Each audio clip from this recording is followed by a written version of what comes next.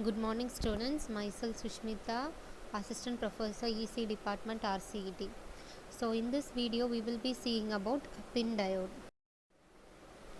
What is PIN diode? PIN diode is nothing but it will be mainly having heavily doped P region as well as N region, and between the N and the P region it will be separated by a wide intrinsic region which is denoted as I. The width of the P region is denoted as WP and the width of the N region is denoted as WN, whereas the width of the intrinsic region is denoted as W. So intrinsic region, it will be offering higher resistance when the current flows through it. So this particular wide intrinsic region will be making the PIN diode to act as an inferior rectifier, but at the same time it will also make the PIN diode suitable for attenuators, fast switches, photo detectors, high voltage power electronic applications. So normally this PIN diode works as an ordinary PN junction diode when the frequency is up to 100 MHz. So when it is above 100 MHz, it will be operating as a rectifier and it will either behave as switch or as well as a resistance. So this particular reverse bias, under the reverse bias condition, this PIN diode will be also acting as a capacitor. So like this it will be varying across varying and performing different operations depending upon the frequency range. This is the construction of PIN diode. So in the top layer it will be having top metal contact, and then it will be having P contact region as well as P diffusion region, and then intrinsic region. Similarly it will be having N region, N plus contact region, and in the bottom it will be having bottom metal contact. So these are the construction of PIN diode. So the symbolic representation of PIN diode is mentioned in the PPT on the right side. You can refer it. Now we can see how PIN diode is being biased. First condition is unbiased condition. So in unbiased condition there will be no diffusion that is taking place across the junction. So this depletion region will be formed across PIN, PI or IN region, and it will be having more penetration in the intrinsic region, that is the region between the P region as well as the N region. So next biasing condition is the forward bias.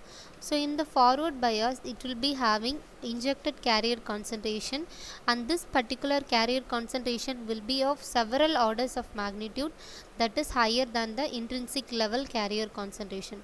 So due to this high level injection, which in turn is due to the depletion region, then the electric field, what it will happen is it will be tending to extend in a more deeper region, like almost the entire length it will be expanding and it will be creating a particular region. That condition is called as forward bias condition.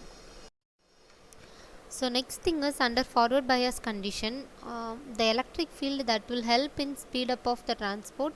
So by speeding up, more number of charge carriers will be moving from P to N region, which will again result in faster operation of the diode, and this particular thing it will make the device to operate in high suitable operations.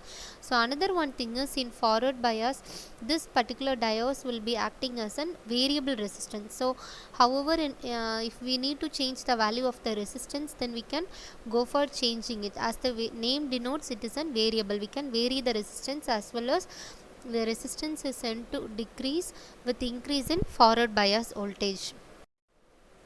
So next one is reverse bias. Reverse bias voltage is increased as the depletion layer thickness increases. So what will happen as this condition is, device will tend to act as capacitor. So as we saw in the previous slide, this will be changing as a variable capacitor until the intrinsic region. So that is from P region to intrinsic region, and after that it will become free of mobile carriers. So this is what happens in reverse bias. Similarly, this particular voltage is called as swept out voltage. So this voltage at this device works as a constant capacitor. So now let's see some applications of PIN diode. So first one is RF and DC controlled microwave switches. Second thing is RF and variable attenuator. Third one is limiter circuit. Fourth one is photo detector and photovoltaic cell, and fifth one is RF modulator circuit. So I hope you all understood about pin diode and had a useful session. Thank you.